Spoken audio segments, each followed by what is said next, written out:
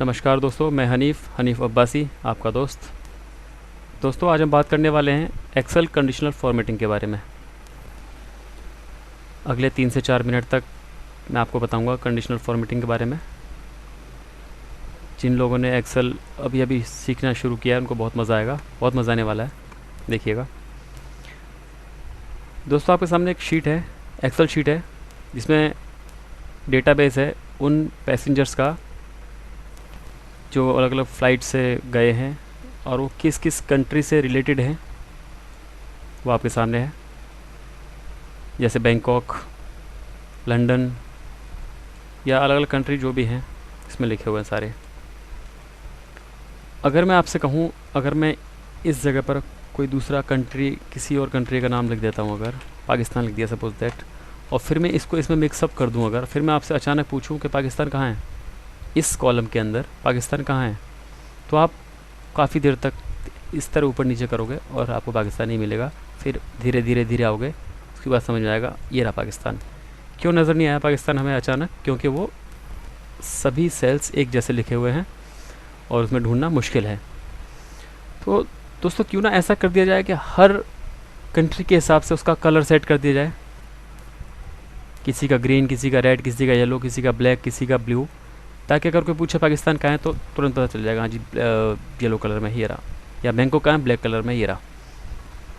लेकिन अगर मैं कलर भी सेट कर देता हूँ उसका, उसके बाद अगर इस सेल की जगह पे अगर दूसरा सेल हमने लिख दिया, सपोज दैट इसका अगर मैंने कलर येलो सेट कर दिया है, उसके बाद अगर मुझे यहाँ कोई और देश लिखना पड़ गया, सपोज दैट अगर मैंने यहाँ नेपाल लिख दिया, तो हमारा तो जो येलो कलर था पाकिस्तान लिखा हुआ था, येलो कलर नेपाल पे हो गया, तो कन्फ्यूज़न हो जाएगा कि सेम कलर, कन्फ्यूज़न हो जाएगा। तो इसमें क्या होता है, एक कंडीशनल फॉर्मेटिंग इसी काम आता है हमारे। कंडीशनल फॉर्मेट में क्या होता है, अब जैसे बैंकॉक है, अगर बैंकॉक की जगह पे एक पैसेंजर हमारा इंडिया का रहता है, यहाँ पे इंडिया, ये देखिए मैंने कोई कलर चूज़ नहीं किया, मैंने इंडिया डाला उसमें और ऑटोमेटिकली कलर ग्रीन हो गया। नेक्स्ट, अगर मैं लंदन की जगह पे सपोज दैट चाइना डाल देता हूँ, अरे वाह, ये तो कलर चेंज हो गया, येलो हो गया। अगर मैं इस इंडिया की जगह कोई और कंट्री का नाम डाल देता हूँ, जैसे अमेरिका डाल देता हूँ, तो ये देखिए रेड हो गया ऑटोमेटिकली। मैंने कलर चेंज नहीं किया, पहले ही ग्रीन था और उसी सेल के अंदर नाम चेंज करते ही कलर भी ऑटोमेटिक चेंज हो गया। कैसे हुआ बताता हूँ मैं आपको। ये देखिए क्या होता है, अब अगर मान लीजिए हमने एक एरिया सेलेक्ट कर लेते हैं, ये पूरा कॉलम सेलेक्ट कर लेते हैं, मतलब जिसमें हमें फॉर्मेटिंग करनी है वो कलर कॉलम चूज़ कर लेते हैं। ये चूज़ कर लिया। अब हमें कंडीशनल फॉर्मेटिंग, ये दिख रहा है आपको, यहाँ जाना है, मैनेज रूल क्लिक किया।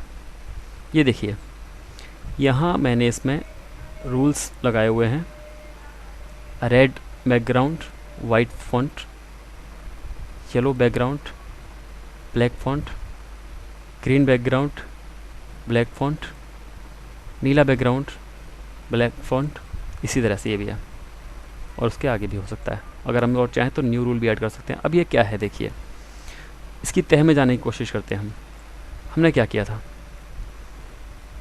अगर हम, जैसे आपको मैं नया रूल बना के दिखाता हूँ, न्यू रूल लगाते हैं।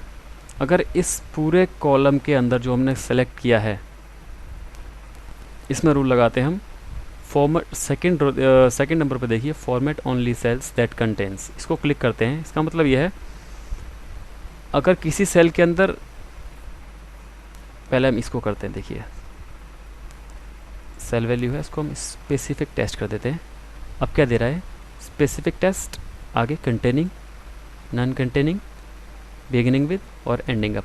अगर हम कंटेनिंग पर क्लिक कर देते हैं, कंटेनिंग का मतलब है कि अगर एक सेल या हमने कॉलम सेलेक्ट किया पूरा, अगर ये पूरे कॉलम में कहीं भी वो वर्ड हुआ जो हम इसमें टाइप करने वाले हैं, तो उसकी हमारे मन मुताबिक फॉर्मेट हो जाएगा। कैसे होगा देखिए, सपोज दैट अगर मैं यहाँ पर पाकिस्तान डाल देता हूँ, अगर उस पूरे कॉलम में कहीं भी पाकिस्तान है तो क्या होना चाहिए, फॉर्मेट। तो कलर कैसा होना चाहिए उसका, उसका कलर ब्लैक हो जाना चाहिए या नेवी ब्लू, जो भी कलर है। और उसका फॉन्ट हो जाना चाहिए वाइट और बोल्ड। यहाँ से आप फॉन्ट भी चेंज कर सकते हैं या साइज़ भी चेंज कर सकते हैं। ओके कर दिया। अब देखिए कलर चेंज हो गया, वाइट फॉन्ट है, पीछे डार्क ब्लू बैकग्राउंड है। ओके करते हैं। ये देखिए नया रूल ऐड हो गया इसमें, इसके साथ साथ एक रूल और आ गया। अब इस रूल का क्या काम है, देखिए इसको हम अप्लाई कर देते हैं, ओके कर देते हैं। अब देखिए जहाँ पाकिस्तान लिखा हुआ था वहाँ automatically colour blue colour background में चला गया और वाइट फॉन्ट में आ गया। अगर हम इस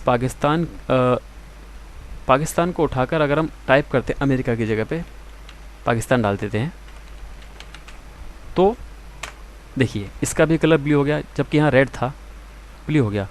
ये हमारे अल्फ़ाबेट्स के हिसाब से चलता है।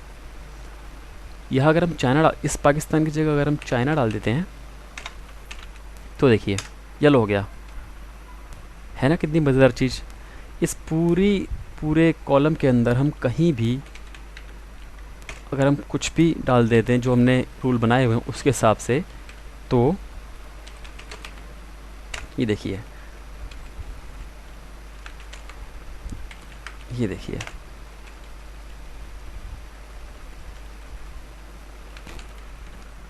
ये देखिए ये देखिए। अब देखिए कितना अच्छा लग रहा है। अगर हमसे कोई कहेगा चाइना के कितने पैसेंजर हैं तो हम तुरंत गिन लेंगे 1 2 3, 3 पैसेंजर चाइना के हैं। अमेरिका के कितने हैं, 1 2, 2 अमेरिका के हैं। इंडिया के कितने, 2। पाकिस्तान के कितने, 1। कितनी आसानी से हमने गिन लिया। और यही चीज़ अगर हम पहले गिन रहे थे तो बहुत देर लग रही थी उसे ढूंढने में। इसमें हम जितने चाहे उतने ही रूल लगा सकते हैं कंडीशनल फॉर्मेटिंग में। न्यू रूल लगाइए या कुछ एडिट भी कर सकते हैं इसमें। दूसरे रूल में अगर कुछ एडिट करना चाहते हैं तो क्लिक कीजिए, उसको एडिट कीजिए और उस फॉर्मेट में जो भी एडिट करना है वो सब हम एडिट कर सकते हैं। और अगर कोई रूल हमें डिलीट करना है तो उस पर क्लिक कीजिए, यहाँ क्लिक करना है और उसको डिलीट कर देना है, डिलीट रूल। इस पर क्लिक करके डिलीट कर देंगे तो वो डिलीट हो जाएगा। अप्लाई कर दीजिए, डिलीट हो गया। अब पाकिस्तान कहीं लिखेंगे आप तो वहाँ ब्लैक नहीं आएगा क्योंकि हमने रूल डिलीट कर दिया है। तो ये था कंडीशनल फॉर्मेटिंग का एक छोटा सा हिस्सा जो कि मैंने आपको बताया। किसी सेल के अंदर कोई स्पेसिफिक वैल्यू है जो हमने डाल रखी है तो उसके बदले में उस जगह पर क्या बैकग्राउंड क्या फॉर्मेटिंग आएगी वो ये है। उम्मीद करता हूँ आपको समझ में आया होगा। बहुत बहुत शुक्रिया, थैंक यू।